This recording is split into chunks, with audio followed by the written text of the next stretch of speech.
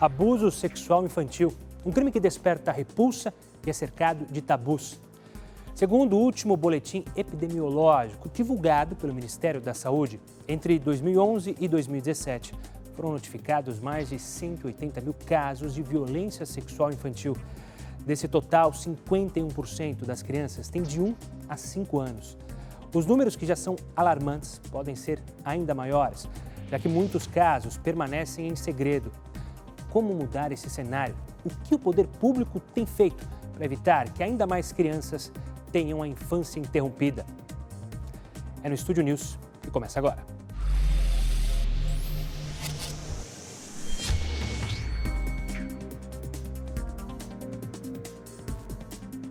Para falar sobre esse assunto, eu recebo a juíza Herta Helena Oliveira, presidente do Instituto Paulista de Magistrados, e Michele Ferreira Mansor, psicóloga da organização humanitária Aldeias Infantis SOS Brasil. Sejam bem-vindas ao Estúdio News. Obrigado pela participação aqui conosco. Eu já começo perguntando para vocês a definição do que é abuso sexual, tanto para a justiça quanto para a psicologia, porque muita gente ainda acredita que o abuso sexual está ligado só com casos ligados à violência física. Eu preciso que vocês expliquem, então, o que de fato configura o abuso sexual infantil. Essa é uma confusão muito comum que as pessoas fazem, né? Entender que o abuso sexual, ele tem a ver com a finalização do ato sexual, né? Com algo que tem sempre uma violência física. E, na verdade, a gente define o abuso sexual do ponto de vista da psicologia como qualquer situação de um adulto ou de alguém mais velho frente a uma criança que ainda não tem condições de tomar decisões, em que há absolutamente uma situação de poder ou de autoridade, né?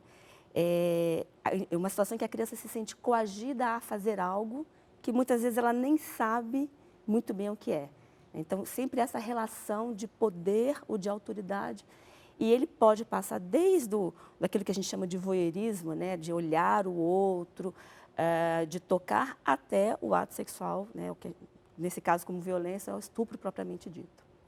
Doutora, imagino que para a justiça seja ainda mais complicado tipificar o que é o abuso. Não, na verdade, agora, com a lei da escuta especializada, a gente teve uma definição bem clara dos tipos de violência contra a criança. Então, está bem esclarecido a violência física, violência sexual, a violência psicológica e a violência institucional, que foi uma inovação da lei, que é a violência que a vítima é submetida quando ela ingressa nos meios institucionais para a solução daquele problema.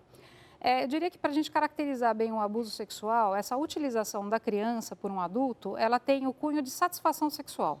Então, aí está caracterizado. Ainda que isso não envolva necessariamente nem mesmo toque, né? Muitas pessoas confundem, por exemplo, eu acho que a pornografia infantil não seria uma forma de abuso sexual, porque a pessoa não está vendo, não está tocando aquela criança, mas é uma forma de abuso e ela é tão prejudicial como se existisse alguma coisa envolvendo mesmo o toque físico. Uma dúvida que eu tenho a gente vive numa sociedade, principalmente aqui no Brasil, principalmente com os meninos, de uma iniciação sexual muito precoce, usada pelos pais, incentivando jovens a irem a casas de prostituição para ter uma iniciação sexual. Isso parte também como um abuso sexual, mesmo vindo do pai e, entre aspas, querendo o melhor para o filho? Isso também não é um abuso sexual e a gente pouco se fala sobre isso? Eu acho que a psicologia talvez até tenha a condição de tratar melhor do tema do que pelo aspecto da justiça, mas vamos pensar no que a justiça encara numa situação dessa. O adolescente, para a justiça, é adolescente até os 12 anos incompleto. É criança até 12 anos incompleto. Completou 12 anos, passa a ser tratado como adolescente. Mas as crianças e os adolescentes têm direito a uma proteção integral, tanto do aspecto psicológico quanto físico, para a sua formação e para o seu desenvolvimento. Isso é uma obrigação tanto da família, quanto da sociedade, quanto do Estado, né? E passa por essa formação justamente o entendimento de que o corpo é seu, a forma como você deve utilizar, a garantia de que ninguém vai violar o seu corpo. Tudo isso são garantias que a família é responsável também por dar às crianças, assim como uma formação para que ela possa diferenciar aquilo que está dentro do que é a sua vontade e daquilo que não é a sua vontade. Essa cultura machista de iniciar os meninos... é importante se dizer uma coisa. Há uma visão muito equivocada de achar que somente as meninas são submetidas a abuso sexual. Isso não é verdade. O abuso sexual, ele acomete tanto meninas quanto meninos, embora os dados que a gente tenha são de que o maior número de vítimas são meninas. São perpetrados por homens e mulheres? Por homens e mulheres. Portanto, há meninos que são vítimas de abuso praticado por mulher. Né? O que no imaginário popular parece que não, né? Porque a cultura é extremamente machista, é quase como se fosse um favor que a mulher tivesse feito ao menino. E isso não é verdade, é abuso. Até os 14 anos se considera estupro qualquer ato libidinoso praticado contra menino ou menina, né? Porque, na verdade, ele não tem condição ainda de discernir. Dos 14 em diante, aí depende da configuração, depende de como isso ocorreu.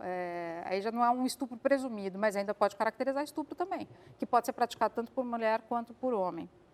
Michele, eu quero que você fale sobre esse assunto também. Eu citei o caso dos meninos, mas a gente vê em situações remotas no país casos de família que dão as meninas para homens mais velhos, tentando ali se satisfazer monetariamente, ter uma solução financeira rapidamente, que também cai nessa mesma linha que eu falei sobre iniciar sexualmente uma criança que não está disposta a isso.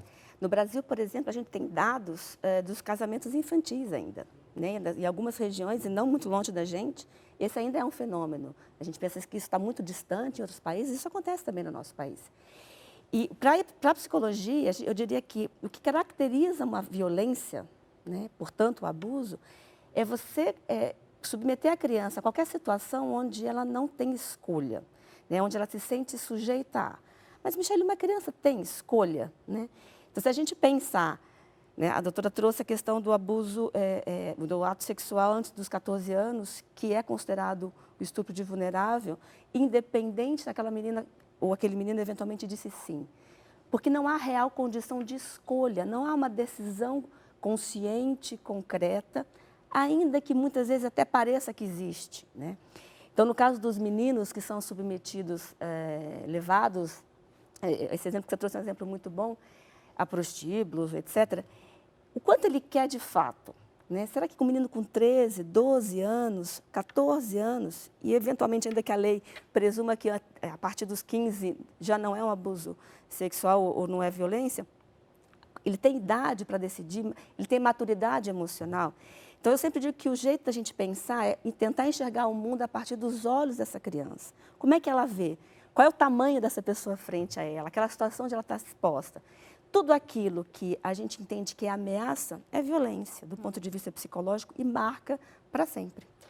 As duas falaram de alguns dados, então agora a gente vai dar uma olhada em outros dados sobre esse assunto. Segundo o Disque 100, só no ano passado foram registradas mais de 17 mil denúncias de violência sexual contra menores de idade. De acordo com o levantamento, mais de 70% dos casos de abuso e exploração sexual de crianças e adolescentes são praticados por pais, mães, padrastos ou outros parentes das vítimas. Em mais de 70% dos registros, a violência foi cometida na casa do abusador ou da vítima. Ou seja, quando o caso acontece no seio familiar, dentro de casa, a situação ainda é mais desesperadora para essa criança, porque em quem ela, imagino, buscaria conforto, ela tem medo. Como solucionar isso? Na verdade, o dado é alarmante, porque se a gente for olhar as pesquisas, qual o local onde a criança é mais vulnerável à violência, seja física ou sexual, o primeiro lugar disparado é a sua própria residência. O que leva à conclusão que o local mais inseguro para as crianças, por incrível que pareça, é a sua própria casa, né?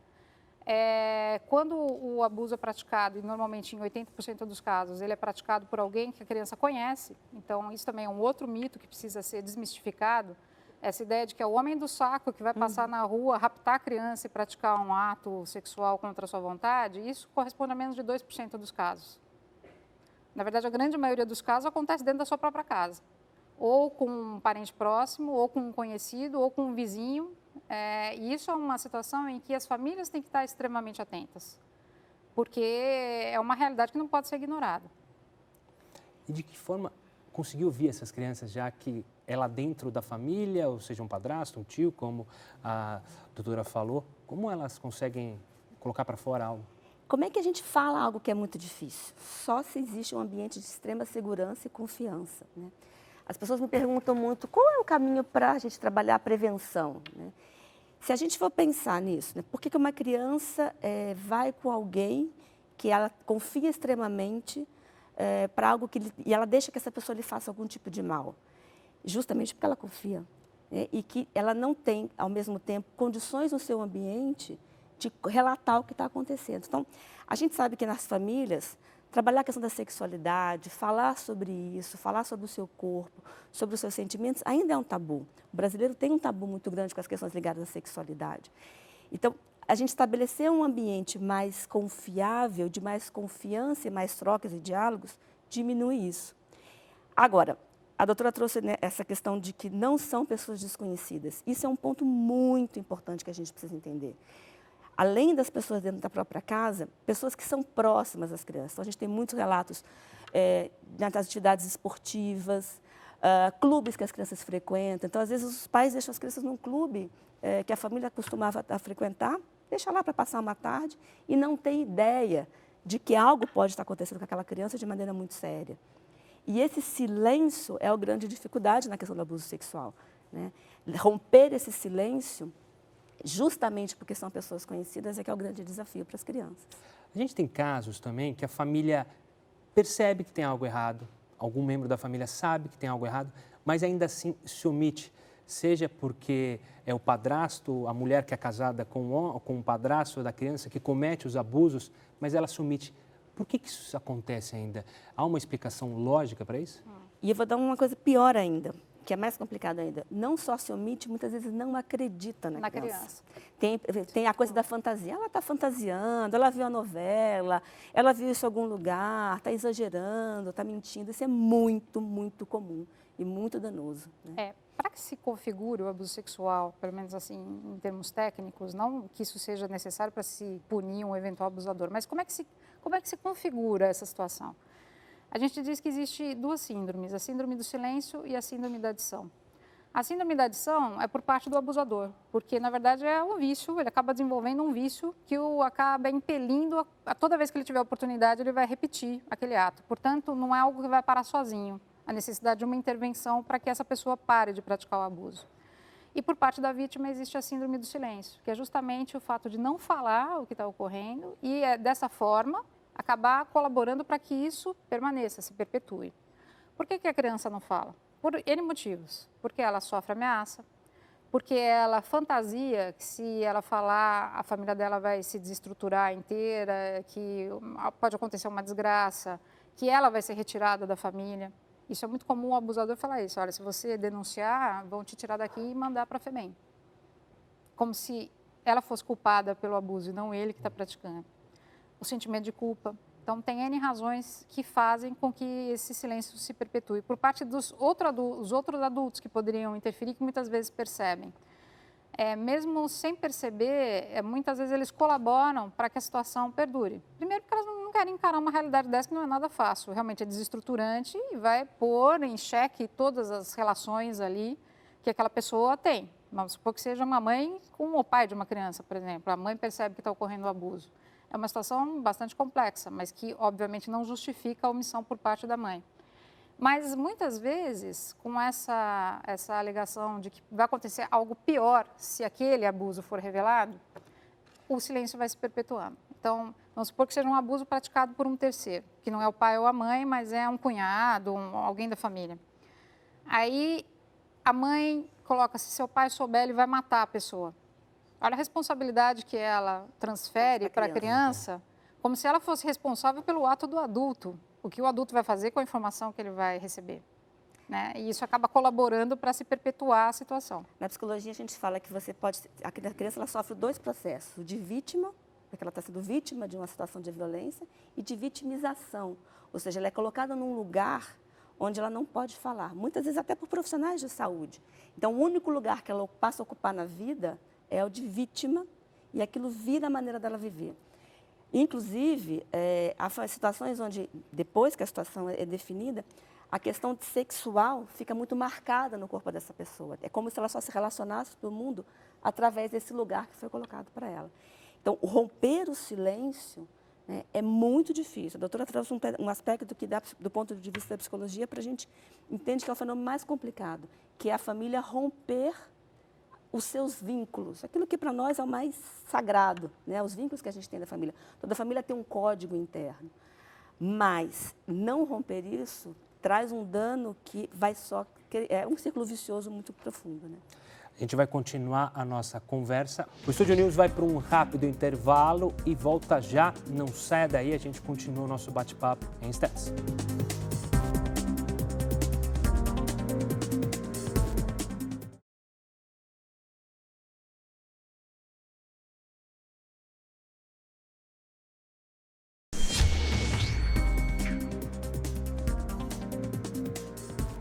O Estúdio News está de volta e hoje eu recebo a juíza Herta Helena Oliveira, presidente do Instituto Paulista de Magistrados, e Michele Ferreira Mansor, psicóloga da organização humanitária Aldeias Infantis SOS Brasil.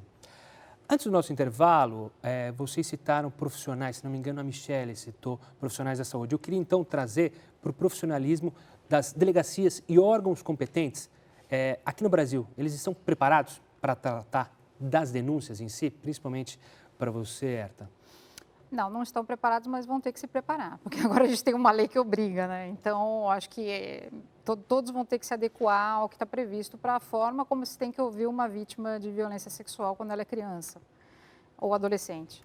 Então, demanda tempo, obviamente, porque as coisas não acontecem na velocidade que a lei gostaria, mas todos os estados, todos os municípios, todos aqueles que atuam de alguma forma, seja na saúde, na educação, no sistema de justiça, vão ter que se adaptar e se adequar para poder proceder a uma oitiva adequada de uma vítima. Michele, é muito importante que esses profissionais que tratam direto com as vítimas tenham uma noção, mesmo que básica, da psicologia infantil para entender, conhecer, saber distinguir o que está acontecendo com essa criança? Eu diria que é absolutamente fundamental, não só para entender, distinguir, ter um processo de investigação policial, criminal mais adequado, mas voltando para a gente não revitimizar essa criança, né? O que acontece hoje, e por isso a adequação da lei, inclusive, é que a criança precisa passar por várias situações tão violentas, muitas vezes, quanto o próprio ato, né? Então, desde a ida ao ML, né, os exames, recontar a história. Você imagina, a gente estava falando agora há pouco da dificuldade que é contar uma vez. Imagina ter que contar várias e várias vezes para diferentes profissionais, nem sempre preparados para ouvir uma criança pequena, né? Então, quanto isso faz mal para a criança e quanto isso reforça o estigma e o trauma que ela vive. Então, é absolutamente essencial, tanto para a lisura do processo judicial, que obviamente se instaura, mas principalmente para a saúde psicológica de uma criança que já sofreu um dano tão grande. E vamos trazer para a prevenção. De que forma o governo, a sociedade como um todo, pode fazer um trabalho de prevenção voltado para esse tipo de crime? Muito se fala sobre educação sexual. É uma das formas de prevenção, a educação sexual, tanto em casa quanto nas escolas? É absolutamente necessário. Não existe prevenção sem educação. E educação é sexual. Isso é indispensável. Esse mito de que da educação sexual vai despertar precocemente a sexualidade é um mito. Não tem nenhum fundamento científico para isso. Pelo contrário, quanto menos a criança conhece seu próprio corpo, quanto menos ela sabe dos limites que ela deve impor a um adulto ou qualquer pessoa que queira se aproximar e utilizar o seu próprio corpo, é uma vítima mais fácil para qualquer um desses predadores. Então, assim, é indiscutível que a educação é o primeiro passo, familiar e nas escolas. As escolas sofrem muito com esse tabu que a doutora mencionou, ou seja, os pais se sentirem invadidos quando a escola quer tratar sobre um tema tão delicado. Ainda existe um tabu sobre o sexo para as crianças, para ensinar as crianças a principalmente se defender, como a doutora mencionou? A gente tem uma fama, né, de uma sociedade extremamente libertária, né, uma imagem, inclusive, no exterior de sermos pessoas sensuais, mas, na verdade, o brasileiro tem um tabu, né, muito grande com relação ao próprio corpo e principalmente com relação à sexualidade. Eu absolutamente concordo e reitero as palavras da doutora. Existem pesquisas, inclusive, que mostram que quanto mais cedo a gente começa a educação sexual, obviamente adaptando a linguagem, a idade da criança, a fase em que ela está, obviamente atendendo aos desejos e o tempo dela, mas quanto mais cedo a gente começa, mais tarde, inclusive, se inicia a vida sexual. Isso é estudo, isso é conhecido. Então, quanto mais a gente dá instrumentos de conhecimento, mais livre o ser humano é, mais ele toma decisões. Então, se a gente conversou de que o abuso sexual ele tem a ver com tocar indevidamente partes do corpo onde um adulto não deve tocar, se a criança sabe que aquela parte do corpo não deve ser tocada por uma pessoa estranha, se ela sabe identificar aquilo que lhe traz desconforto, tudo isso vai prevenir. Isso associado a uma linguagem que dentro de casa é tranquila, mesmo que ela não consiga evitar, mesmo que ela seja colocada numa situação de absoluta coerção, ela tem para onde correr, ela sabe onde ela vai buscar, ela sabe que aquilo que aconteceu com ela não deveria ter acontecido. A gente é muito comum atender casos de reiterados abusos sexuais numa mesma menina, por exemplo, e eu estou falando aqui de um caso, em que aquilo era extremamente desconfortável, sofrido, doído, mas ela não tinha ideia de que era errado. Ela achava que era normal, que poderia acontecer. Então, o conhecimento é a chave. Então, é absolutamente a chave da prevenção. Não existe outro caminho. Absolutamente não existe. Por falar em prevenção, em conhecimento, eu queria aproveitar agora para falar de 2 projetos que vocês fazem parte. Primeiro, o hashtag Dê um Basta, que é justamente da ONG Aldeias Infantis.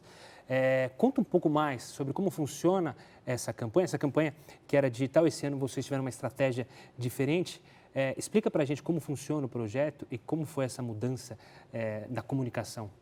A Aldeias Infantis trabalha com crianças vítimas de violência, né, em vários aspectos, na comunidade e também recebendo elas no acolhimento institucional, mas o nosso grande objetivo é prevenção da violência. A gente brinca que a gente existe para deixar de existir, né? Então, nossa grande utopia é que as violências não precisem existir. E, de novo, para isso a chave é o conhecimento. Então, a campanha Dê um Basta, na verdade, ela é uma campanha bastante abrangente, né? Dê um Basta em vários tipos de violência. E a gente trabalha todo ano no Carnaval e no 18 de maio com Dê um Basta à violência sexual contra crianças. E a ideia foi aumentar o número, contribuir com a denúncia, né? Aumentar o número de denúncias, as pessoas saberem que existe o Disque 100, saberem que podem fazer registrar boletim de ocorrência, procurar o conselho tutelar, como é que acessam esses canais e também como é que elas podem identificar possíveis vítimas, né? Então, a gente trabalhou com algumas instalações em alguns metrôs aqui em São Paulo, brincando um pouco com a questão do quiz e trazendo um pouco mais para perto das pessoas, além das informações que a gente tem na nossa página, que permanecem lá. Então, é uma campanha que foi pontual, num certo sentido, relacionado à campanha do dia 18 de maio, mas é uma campanha permanente e que as pessoas podem buscar informações no nosso site sempre que precisarem. Para a doutora Herta, em 2016, o Instituto Paulista de Magistrados criou justamente o projeto Eu Tenho Voz, a gente já falava um pouco aqui nos bastidores, que leva justamente para as escolas ações contra o abuso sexual, físico, psicológico de crianças e adolescentes. Conta um pouco para a gente desse trabalho que vocês realizam. Então, o projeto ele foca exatamente na síndrome do segredo. Nosso objetivo é levar a informação para que as crianças possam falar o que está acontecendo, por isso o nome Eu Tenho Voz. É um projeto idealizado pelo Instituto Paulista de Magistrados, em que um juiz vai até uma das escolas, a gente está atuando nas escolas públicas, vai até a escola e a gente leva uma peça de teatro que chama Marcas de Infância. Nessa peça de teatro são narrados 3 casos de violência, um de violência física e 2 de violência sexual, um contra menino e outro contra menina. Depois da apresentação da peça de teatro, o juiz faz um debate com os professores e com as crianças e conversa e basicamente explica como elas podem se proteger, como elas podem fazer uma denúncia se houver necessidade.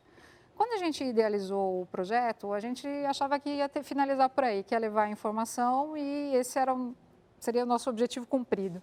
Mas, imediatamente após a primeira apresentação, nós passamos a receber denúncias espontâneas já logo após a apresentação. Justamente porque a gente acabou conseguindo criar esse ambiente de segurança e a criança que é vítima do abuso, ela se identifica imediatamente com a peça. É uma peça voltada para a faixa dos 8 aos 12 anos de idade. Então, nós passamos a receber essas denúncias, encaminhar essas denúncias e aí nós passamos por uma segunda fase do projeto, que é justamente dar segurança para essas crianças em toda a primeira etapa, pelo menos, do encaminhamento da denúncia. Então, nós firmamos um convênio com o CNRVV para dar o acompanhamento psicológico inicial, né, nos casos em que essas denúncias precisam depois ser institucionalizadas e muitas vezes vão para a justiça. E criamos também um curso de capacitação para os professores que vão receber o projeto, porque é fundamental que o professor também esteja preparado para receber as denúncias tardias, que são aquelas que vêm depois, 2, 3 semanas depois da apresentação. Nós já atendemos mais ou menos 20 mil crianças, nós já chegamos a 20 mil espectadores e recebemos em torno de 190 denúncias, a 200 mais ou menos. E é importante destacar que ações como essa, campanhas como Deu Basta, o próprio 18 de maio, são fundamentais, porque, de novo, falamos aqui de um assunto tabu, né? Então, a gente tem registros, por exemplo, que campanhas fazem aumentar o número de denúncias do Disque 100, né? Porque as pessoas, às vezes, não sabem onde denunciar e também não têm garantido o sigilo, né? Então, quanto mais próximo, a doutora vai me permitir dizer, a figura do juiz é uma figura muito distante da população. Por isso, né? que a gente quis ir até a escola. Então, quando a pessoa está junto, né, a população se sente mais próxima, obviamente isso abre uma possibilidade de você melhorar a situação. Ninguém confia no que não conhece, né? Claro. Ainda mais numa situação tão delicada quanto essa, né? Eu quero tocar no assunto porque são 2 projetos da sociedade civil, ou seja, apesar de ser um juiz, são projetos marcados pela sociedade. Por isso que vem o questionamento do governo. Segundo o índice Out of Shadows, organizado pelo jornal The Economist, que é um jornal sério, inglês, o Brasil aparece em 11º lugar entre os países preparados para lidar com abuso sexual infantil. Um dos pontos positivos, segundo o estudo, é que o Brasil se fala sobre o assunto. Mas um dos pontos que a gente perde mais pontos é justamente quando o governo não faz. E claro que a gente trata de um governo como um todo, de anos, não especificamente desse governo. De acordo com vocês, ainda a gente está muito atrás com ações do governo para diminuir esses tipos de abusos? Olha, eu acho que a gente tem avançado. Esse aumento do número de denúncias, que foi em torno de 83%, mais ou menos, segundo o boletim epidemiológico, demonstra justamente isso. Não é que as violências aumentaram, elas simplesmente estão surgindo. Há muito o que fazer. Se a gente for comparar, por exemplo, com o sistema da Dinamarca, em que você tem uma casa da criança, onde você recebe a criança, ela vai ser ouvida uma única vez sobre o que aconteceu, num sistema de escuta especializada, com um psicólogo que vai fazer essa escuta, garantindo que a acusação e a defesa tenham acesso às informações que eles vão precisar depois no processo judicial, mas preservando a criança para que ela nunca mais precise falar sobre o tema, porque o que precisa se entender é o seguinte: cada vez que essa criança tiver que contar novamente a história, ela está sofrendo novamente a violência a que ela foi submetida. Então, é um outro sistema em que, obviamente, você tem condição econômica de fazer isso. A gente deve caminhar para isso, mas o primeiro ponto, e eu acho que isso é o mais importante, é que a sociedade tem que despertar para a questão e a sociedade tem que exigir. Não existe mudança no governo se a sociedade não cobra, se a sociedade não está consciente. Então, o primeiro ponto é, a sociedade precisa despertar para a necessidade de proteger suas crianças e tratar o assunto com a gravidade que ele tem. Se a gente conseguir fazer esse despertamento das consciências da sociedade, seguramente o governo, as ações institucionais simplesmente elas acompanham o que a sociedade pede. Aquele anseio da sociedade pode fazer com que o governo busque mudanças e busque uma legislação melhor, como você mencionou, um monitoramento mais aprimorado para receber essas denúncias? Eu vou pegar uma frase que a doutora falou aqui no nosso intervalo, que uma criança é problema de todo mundo. Então, a gente tem também na sociedade brasileira uma cultura de que ninguém se mete no que acontece na casa do outro, né? Mas a criança de uma comunidade é de todo mundo. Quem é a sociedade? Nós somos a sociedade, né? A gente tem que falar porque a sociedade brasileira é feita por nós. Então, eu absolutamente concordo que, a partir do momento que a sociedade começar a se posicionar frente às suas crianças, a proteger as suas crianças, e aí a gente está falando dos espaços públicos, das ruas. A gente, hoje em dia, criança não pode brincar na rua. Claro que a rua é o espaço da criança, a criança deve brincar na rua. O problema está que nossas ruas estão tão perigosas que elas não podem mais ficar lá. E aí a gente aqui tem que lembrar que o abuso sexual também acontece pela internet, por exemplo, né? Então, o segundo ambiente mais perigoso para a criança é a internet. Então, o quanto é que a gente, de fato, como sociedade, pensa nesse assunto e se preocupa com esse assunto. O brasileiro tem a mania de achar que não deve falar sobre as coisas, senão elas acontecem. Não, as coisas acontecem porque a gente não fala.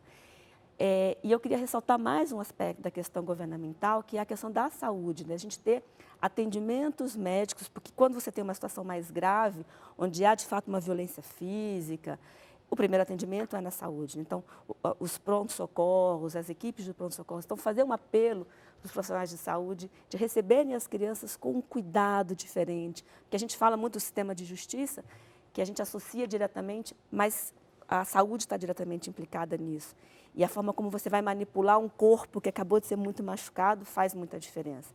Então, esse é um debate que a gente precisa ter na sociedade brasileira. Aproveito para parabenizar a Rede Record por proporcionar isso, porque a gente precisa discutir isso como sociedade e ter um projeto de sociedade que proteja as crianças.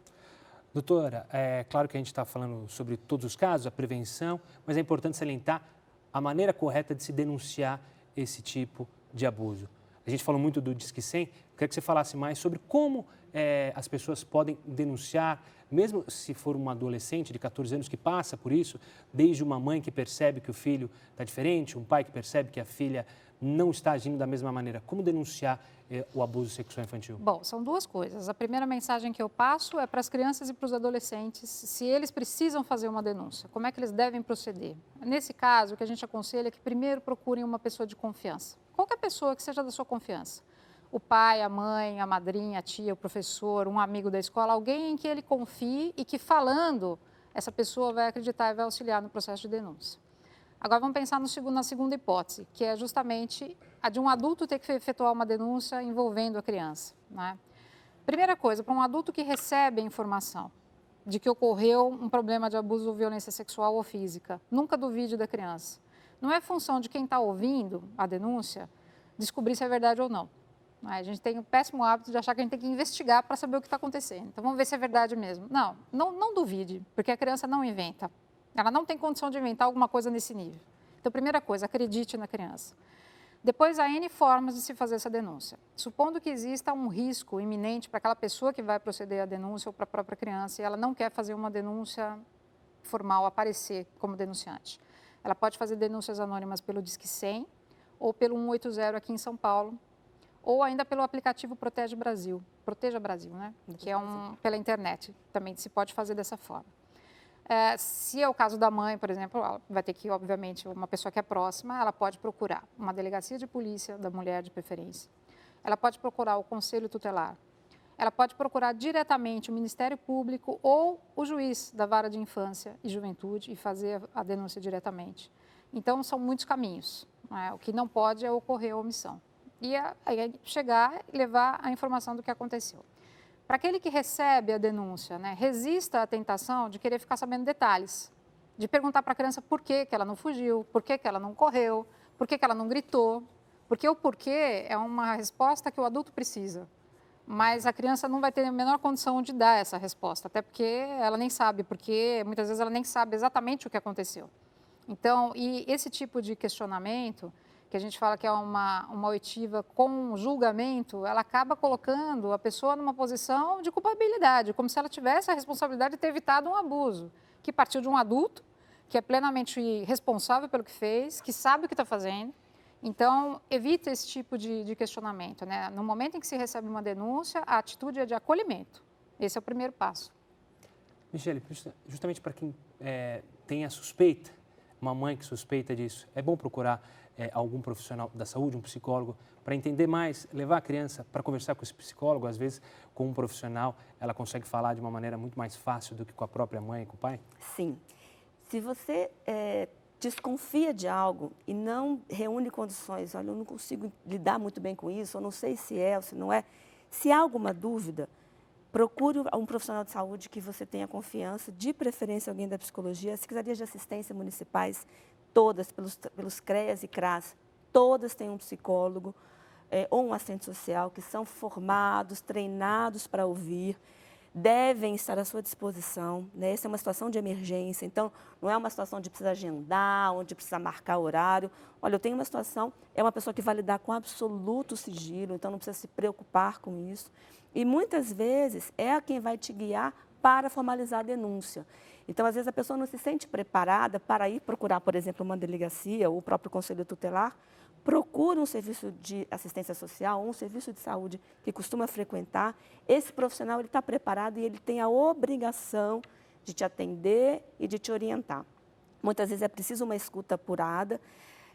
Existem, a gente já falou disso hoje, diversos tipos de violência em que, às vezes, a própria família não consegue entender aquilo como violência. Esse profissional vai ajudar e, para além da denúncia, ele vai ajudar a trabalhar com essa criança, a tratar essa criança, porque a gente não pode esquecer que a situação ela não se encerra com a denúncia.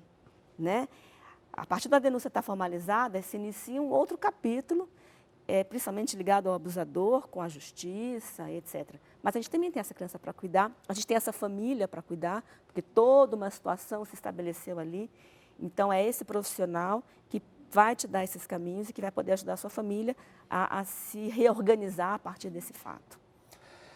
Herta, Michele, muito obrigado pela participação aqui conosco para falar sobre um assunto tão importante para a nossa sociedade e que, claro, a preocupação com as nossas crianças. Mais uma vez, obrigado. A gente que agradece. Eu que agradeço e parabenizo a Record por essa iniciativa. O Estúdio News fica por aqui. Como eu disse, hoje eu recebi a juíza Herta Helena Oliveira, presidente do Instituto Paulista de Magistrados, e Michele Ferreira Mansor, psicóloga da organização humanitária Aldeias Infantis SOS Brasil. Você pode acompanhar essa entrevista também pelo Play Plus. Semana que vem tem mais. Até lá!